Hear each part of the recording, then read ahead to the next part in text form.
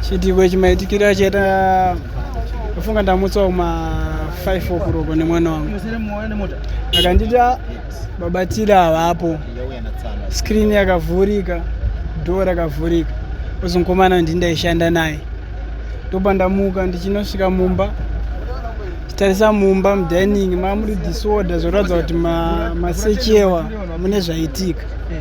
Nguva iyoyo ndopandabva ndafonera mukadzi wacho ndikamubvunza ndikati maitira mukomana handisi kumuona, mukomana ari kupi?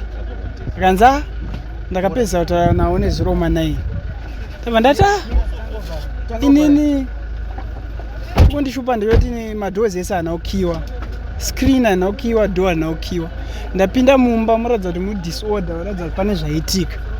Ndobva vati iri kuenda naDhumba, ndobva babva vati sekuru imi micheye munditore pane zvandida kutarisa kumba. Ndobva ndadhiraivha ndikaenda kuSt Ivan's kumba kwemukadzi wacho ndikanovatora. Tichisvika kumba vabva vapinda mumba, pinda kwaita mumba kwatovaratidza kuti pane zvaitika mubedroom mese mamuti discharge makangonyandanuriwa zvoti ndopatabva tati manje todii. Tiri panguva iyoyo ndafonerwa nemukomana anga achibva kubasa panapo paJuda.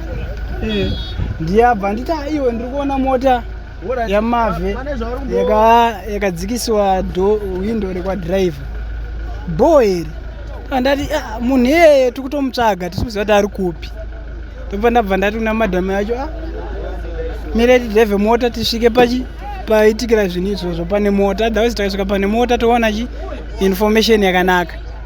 Ndofunga ndopa tabva tasvika.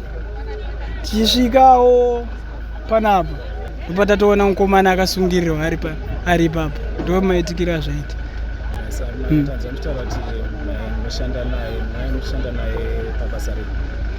Zvedu zvechikorokoza zvemabhesi zvechikorokoza ndozvataita.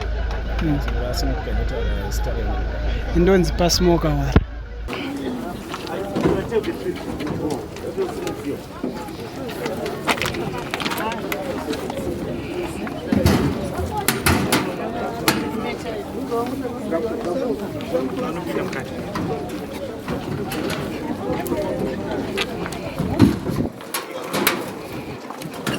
Vamos